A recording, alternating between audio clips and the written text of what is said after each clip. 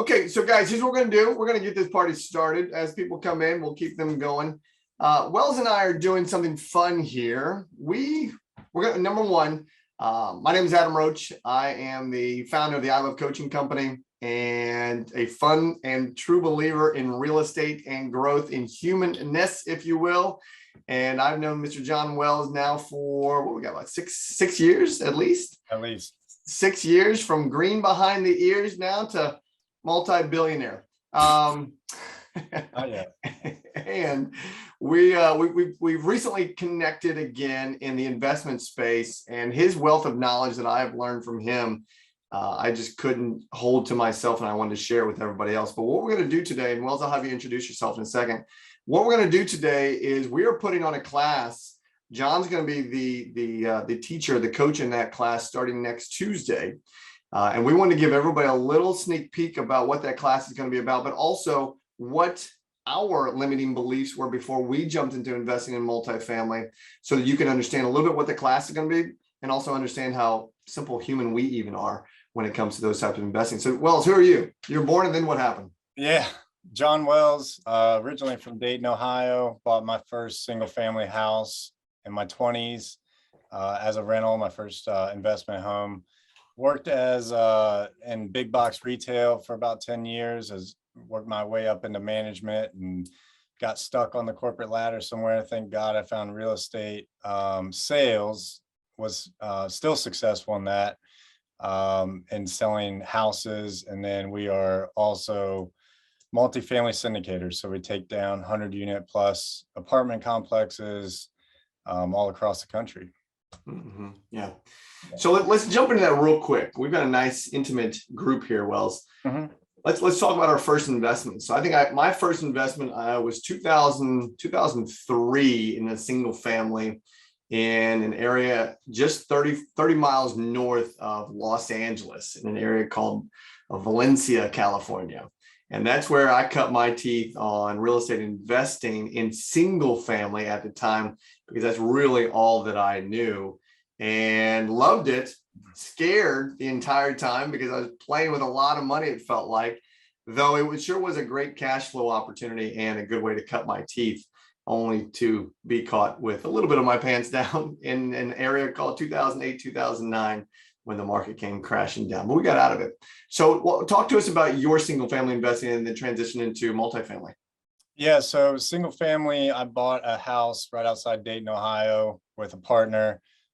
Just about like how everyone gets started in real estate investing is buying single family, because it's within reach. It's something we can afford. We look at the deals and try to make sense of them. They barely cash flow. A lot of times you're kind of really focusing on the appreciation game. So where I bought wasn't the best area to buy either. In 08, really, the market doesn't go up much there. The market doesn't go down much there either. So I didn't get hurt like you did. But one thing that was constant through 2008, and the person I learned everything about multifamily real estate from, went through that 2008 crash just like you did. He owned over 2,000 single family homes all across Florida, and he lost his shirt. He lost $50 million. He lost everything. Wow. He would have kept all his multifamily properties if it wasn't cross collateralized.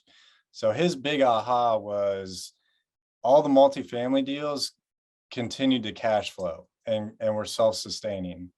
And he would have held on to all of those, but they were all cross collateralized again. And when 70%, you lose 70% of your equity in the downturn, it just took it all down. Plus, it was a maintenance. Yeah, it was a maintenance nightmare as well. So, no.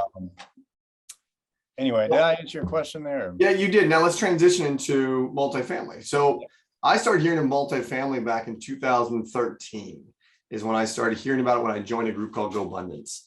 And man, these guys were just playing big, and I didn't understand it. I actually was a little intimidated by it. Actually, I was very intimidated by it, and so intimidated that I didn't jump in with both feet, solely because of the fear. And that's kind of why we're having this conversation right now, is to remove some of these limiting beliefs that maybe some people have, and or just share ours. So it wasn't until later in 2000, teens-ish that I really started understanding what the value and the power of multifamily really was. What was your transition like? What going from single family to multifamily?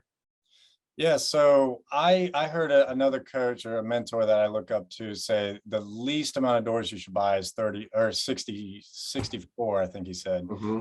And I just couldn't wrap my head around it. And he knew I had everyone he was speaking to. He has a very large audience. He knew, he was like, you know what, everyone here is going to talk themselves out of that. So start with 36, and that's too small. And I'm like, the question kept going through my head for literally 2 years. How in the world am I going to afford a 36 unit apartment building? Always. And I just kept asking that question. And in what we're going to teach, we're going to answer that question very fast. Mm-hmm. Everyone on here, everyone, in the world really has the opportunity to buy and take down 100 plus units. It's very doable. You just need to have the belief and the knowledge and the network. That's it. And it will be life-changing. I guarantee it. So, in real estate investing, one of the most important things is the number of doors. So in single family, you only have one door, all right? And when you have a vacancy, you're 100% vacant. You're 0% occupied. That's not good for your pro forma. Mm-hmm. So you in multifamily, if you have 10%, on a 150 unit deal, that's 15 units that are vacant. We keep about 50 units vacant at all times, the ones that we manage. So that's mind blowing. The guy I learned from, he had 10,000 units or something like that. And he had 1,000 units at all time, like vacant, completely vacant, and I just dreamed of having that many units one day. So, right. So let me bring this back. So that was the very first thing that I wrote down preparing for this. Mm-hmm. Is the size of the deals. That was my number one intimidator, was size of deals. How in the world, if I'd only been playing in the onesies space, how in the world can I go take down a 36, a 64, 100 plus unit building? I couldn't see it. I could not fathom the idea that I could do that alone. Well, you can't do it alone. That's right. And there's the myth buster, is doing it alone is not, well, you shouldn't, right? Right, 100%. It really is a team sport at this level. The bigger the deal, it's actually a lot easier than a single family or a 30 unit or 60 unit. Once you get over 100, 200, 300, there's tons of people salivating for those deals. And you really do need a network and a team. And we'll show you exactly what that team looks like. But you just a very quick synopsis. You need someone that brings a net worth to sign on the loan. You need a bunch of investors. You need someone that finds a deal, does the due diligence, which you could be that person. And that's about it. I feel like I'm leaving something out, but that's really it. And there's tons of people just begging to, either find them a deal or be a part of the deal that they're a part of. Mm-hmm. Yep. So that's the neat part, right? So my second one that I wrote down that you pretty much just answered is money. Mm-hmm. Right. So again, we go look at 100 unit building. Let's stay small. Let's look at that 32 unit building, and regardless of where we're looking, that might have 2 commas in the purchase price, right? Mm-hmm. Yeah, that might have 2 commas in the purchase price. And so the money to me was my second biggest intimidator. I could always do 10% of something. And even if I needed to double it and put 20% of something, I could do that math. But then when I looked at the bank account, I thought, again, there was my fear, right? Mm-hmm. And you just said it's a team sport. Yeah, 100%. And, lazy investors use their own money. So you really, to be a very good investor, everyone runs out of money at some point. Even, Bill Gates, they run out of money. They have to use other people's money. I think Apple has $1 billion in cash or 10 billion or something crazy that they just have sitting there. And guess what they do with all their buildings? They finance everything. Why in the world would they do that? so they use other people's money. So they have more money than God, right? So so everyone runs out of money. To do this the right way, you need to use other people's money. And other people want you to use their money because they're busy doing other things, making money. Yep. They're not busy investing in real estate. They'd rather be passive and collect their check. Which takes me then to my third one, which you and I have talked about, is I never understood the lingo, right? My fear was, again, looking silly and asking questions, but I didn't understand what general GP was. I didn't understand what LP was. I didn't understand that. And to your point right there, that other people want to give you their money for deals, being on a limited partner side is actually a good thing, right? It's a great thing. So understanding the lingo for me went a long way, and then learning how and what it meant from a GP and LP side so that we could give money where we needed to and still keep our day jobs. Yeah, I mean, you bring up a good point. It is a totally different language than any other type of real estate. And you do have to know that language. It's not hard to learn. It's very easy, but it's different than what we talk about in any other type of real estate. The words that are thrown around to brokers are different. They're going to know whether you're new at this, and that's all right to be new, or if you're a savant, you've been doing it for a while just by the way you talk. You said something else. Go ahead. No, I mean, I think at the end of the day, if I'm just going to keep pointing fingers or looking in the mirror for myself, a lot of mine was trying to figure out the hows, right? I really was trying to figure out the hows. Size of deals, my fear. Money was my fear. Understanding the language was my fear. And as I was, again, preparing for this, I wrote down here, and if you guys haven't read the book, Who, Not How, that's an incredible book because it speaks to what I was trying to figure out. I was trying to do all the hows. I wasn't paying attention to who were the who's.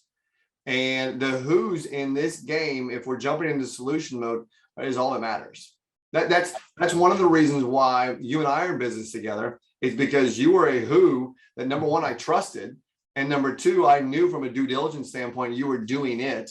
And so therefore it was not hard to jump into the LP side with you simply because of that who approach. Yeah. I have the same mindset too. When we're looking to take down a deal, it's all about who. We're putting the team together. We got a deal coming up now, and it's like, who is the most important question? Who is going to help us with this? Right. And we got to find those key players that we like to, they're really our friends, that we get along with. We can be upfront and honest with, have tough conversations, and also have fun with too. Right. So, yeah. And yeah, go ahead. Well, I was going to say, from a having fun standpoint, I mean, we got into the Augusta deal back in March. Yeah. Well, you got in it probably in March. It first started in January. But my point in that is we didn't close until June. Right. Yeah. It took a long time in this space. And so I'm saying that because as friends and as business partners, you got to be in a space where you trust someone. Otherwise, personally, if I would have looked at a deal in March, given someone 6 figures and said, hey, go invest it, and not done anything until June, I would have been pissed off. Yeah. Right. In a normal situation. But because it was a good who, because it was a friend and a trusted advisor, so to speak, that made it easier. Yeah. Yeah. It was a little nerve wracking for us, on that one. No one could have seen the change in environment we were seeing with inflation, and then interest rates popping like they did, and all the banks getting scared. So, but all the investors' money was safe. We had a lot of time and resources on the hook for that, which, if you're new at this, you don't have to have any real resources on the hook. Right. There's at-risk capital we put up, which is earnest money and money we pay for inspections and whatnot. If you choose to participate in that could be at risk, but you don't have to. There's other people that would love the opportunity to gain equity just by putting up a little bit of money. So yeah, for sure. All right, so now let's do a couple transitions here, and then I want to open this up for Q&A. Ben, good to see you. So transitioning now into what are we going to do for 6 weeks? right? So we've got Chauncey, Vince, Edgar, and Ben on here that clearly want to understand what multifamily is all about. What can they expect in 6 weeks, and what can they walk away from at the end? I think really the first thing is mindset, and knowing and believing that you can do this. Also, the reason why this is the best part of any type of real estate out there, in my opinion. There's a reason everyone loves to lend on multifamily, which is, even life insurance companies, credit unions, banks. It's the safest asset class out there. In addition to, there's a ton of opportunity and upside on the back end of it. So we'll learn about that. We'll learn about how to find deals, how to build relationships with brokers and get good deal flow, how to underwrite deals and know if it's a good deal or if it's not. We look at about 100. Well, last year it was about 250 deals to find one. And it only takes us about 2 minutes to do a quick underwriting. And then we know whether we're going to deep dive into it or not. And that can be a couple day process. We can spend 8 hours on that or more. So underwriting, we'll talk about how to put your team together. We'll talk about the different roles inside the team that you need. We'll talk about how to raise money to take the deal down. And then we'll talk a little bit about operations. Once you close the deal, how to reposition it and get to a point where you can exit, either a cash out refi or a sale. And that's it. Okay, perfect. So we've got mindset, we've got back end, the upside of the back end of the deal, building the relationships, underwriting deals, learning how to do that, understanding how to build your team, understanding the roles on the team, how to raise money, then the operations side. And my favorite, and not in the sense that it is the word exit, but we were taught in business a long time ago, how to get in, you better know how to get out. And the fact that you're going to teach them how to get out of these deals if they need to exit out of these deals, or the strategies behind that, in my opinion, that's worth every penny right there. You can use any philosophy on these that you want. Our philosophy personally is lifetime cash flow, and I know most people, if you're on here, you've probably read Rich Dad Poor Dad, and it's about the cash flow. That's all we really focus on, and getting that for a lifetime and pass that on for a legacy. So, well, let's open this up for some Q&A. What questions can Jon answer for you? What questions do you have? Whether it's about investing right now, or whether it's about his experience, or whether it's about anything that's on your mind in the space of multifamily, what do you have for us? Here comes Jon. Yeah, this is Chauncey. I got a duplex downtown Charleston. And it's one of those things that I've been holding on to for a long time and want to expand. I know that like you said, the cash flow is the key. And that's, I know enough about it to be dangerous, but want to learn a little bit more. So that's kind of why I'm here. And awesome. I did have a question about the course itself. I'm looking ahead to a couple Tuesdays that will be missed. Are you going to try to cover, you listed what it looks like about 6 topics. You're going to try to cover one topic per. And if we do miss one, is that something we can make up, or I assume you're going to record it, Adam? Yeah, we will record it, Chauncey. It will have a back end, so you'll get logged into Kajabi.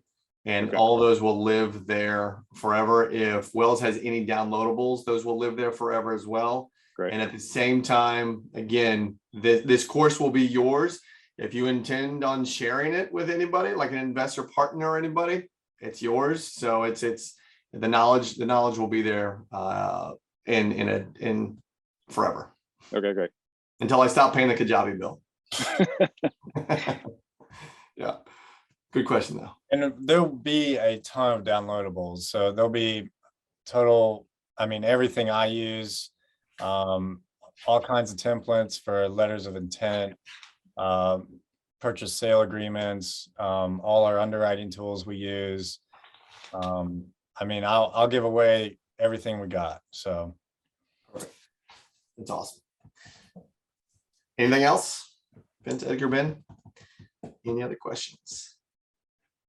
And if y'all want to, let's open this up and be real. What fears do you all have in the investing space that maybe myself or Jon could help you in? So I have a duplex, I have an Airbnb, and just a single family home. So it's just learning. So I think earlier you said a lazy investor does everything himself. As soon as I heard that, I looked up at my wife. She's here right there, sitting next to me. Yeah, that's definitely a t-shirt right there, Edgar. Lazy investors use their own money. Well, I've done the same thing in the past, and it does take a little bit higher level of thinking. And I would challenge you to go there. And what's the worst that could happen? You know, you might just mess around and buy 100 plus units. Mm-hmm. Yeah, for sure. Good. Thanks, Edgar, for sharing that, by the way. Vince, Ben, anything? There's Ben. No, what I'm looking for is actually help my kids launch to get into the investing business, and that's kind of what I'm structuring and myself for, and try to get the coaching facilitation and basically be their mentor and coach. Nice. and going through that process. Maybe give them a little feed money, that kind of thing. But it's the world is their oyster. Yep. Yeah, that's cool, man. Yeah. So you're gonna sign your kids up? Or your grand? Yeah, I just wanted to learn a little bit more about it. In fact, I wasn't aware of this session until just 15 minutes ago when I got an email. So I jumped in. So I'd like to kind of look upon it a little closer, take a closer look as to what you got to offer. Sure. Gotcha. Ben, what specifically would you like to receive as you look at what we are offering? I would like to become, number one, a certified coach and get involved in that process, because I'd like to kind of foresee a third career for myself. My first career, of course, my primary career was in supply chain management, which is a sexy thing these days. But then, of course, I, for the past 8 or 9 years, worked with Matt O'Neill as a real estate agent. And now I really would like to get into the coaching piece and be not only a coach as far as the business is concerned, but also be a life coach. I've made many of the mistakes that people can avoid. Excellent. Yeah. Very good. Well, Yeah. go. This course is all about investing. That's Right. Wells doing that coaching there. Though, if you're interested in becoming a coach, you know how to find me. I'll do it. Ben, you know how to call me. You call me. I will do it. I will do it. I'm after it. I'm very excited about it. Yep. Very good. All right. Anybody else? Anything else that we can answer, or because we're right here at the top of the hour. This is perfect timing. Cool. I do have a question. Yeah, Yeah, so I kind of just jumped in out of nowhere. I just saw something, like my team leader shared it with me. So when are the classes? You said 6 weeks, but are they going to be like every Saturday? Here, I'll share the screen real quick, Edgar. They are going to be starting on the 19th, which is next Tuesday, and they'll be every Tuesday then thereafter. Is that right, Wells? That's right. Yeah. Okay. Every Tuesday, and they are at, let me see here, what time? Is Sam jumping in there with you too? She is. Woo! Okay, that's the price of admission right there. She is the brains of the operation.